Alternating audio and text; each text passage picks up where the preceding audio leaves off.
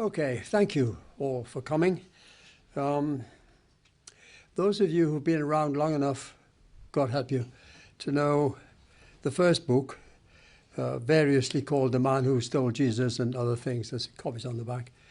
Um, that introduced Private Eye, Albrecht, Al Hershey, and the redoubtable Mrs. Hershey. And they, of course, appear in the new book. They're the only people I know anything about to write. And in the third book, if it finishes, the most significant thing tonight is that we have Martin Jarvis with us somewhere there. I was extremely fortunate to get Martin's services to read the audiobook version, and he'll be reading some extra, or reciting some extracts perhaps from it shortly, and I'm looking forward to hearing it. A word about the inspiration for the book. There was a man called Lieutenant Terence Waters, who was a member of what was known as the Glorious Gloucesters. I don't know how many people present know that name, but formerly the Gloucester Regiment in the Korean War. And he was badly injured and captured and imprisoned in atrocious conditions by the North Koreans, along with some colleagues. And they were off the deal. You join our peace fighters, collaborate, in other words, and you get out of here and you get decent treatment. And he ordered the men to do that, and he stayed in this filthy, stinking cave and died a couple of days later of malnutrition, hypothermia, lack of attention to his wounds and so on, for which he got a George Cross. What occurred to me was that if his senior NCO, his sergeant, who was with him but was forced to leave, much to his annoyance, and eventually survived the war and came home, if he had discovered that the man responsible for that atrocity, the commandant of the camp, was now a naturalized American citizen, well-off businessman, good reputation, lots of money, living high on the hog, he might have been inclined to do something about it. So my story moved to Vietnam for reasons I won't bother with. The timing didn't fit in Korea. And the essence of the story of the cave and the prisoners and the ill treatment, is pretty much what happened.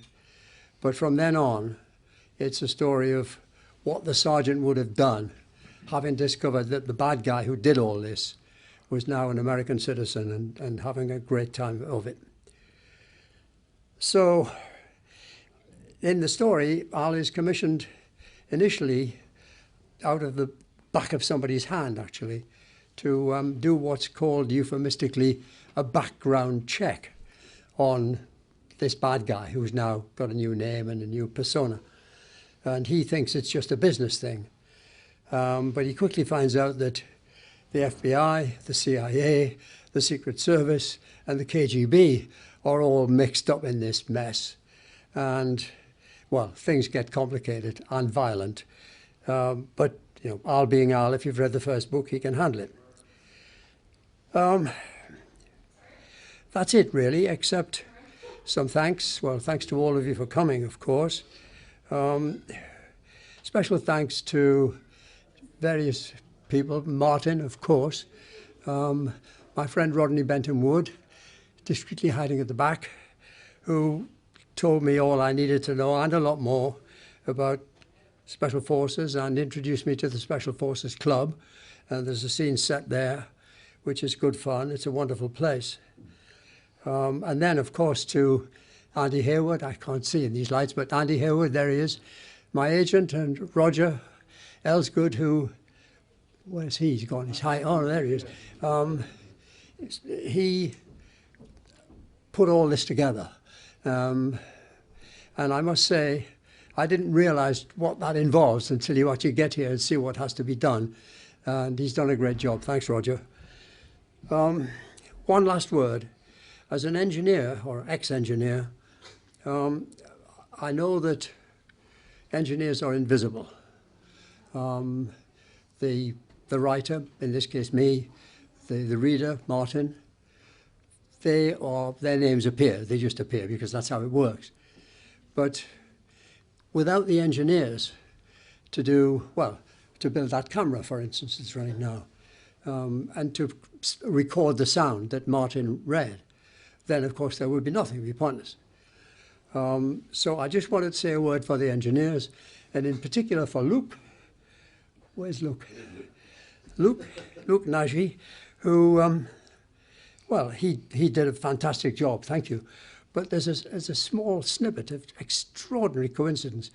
There's quite a bit of stuff written in the book about the tunnels of Cu Chi, which some of you may know about, fighting tunnels built by the Viet Cong in Vietnam, though extraordinary, hundreds of kilometers. Well, I wrote about them never having even been to Vietnam. I got it all from Google. This is where everybody gets everything. Luke, about a few months before we made the recording, had actually been there and been down the tunnels.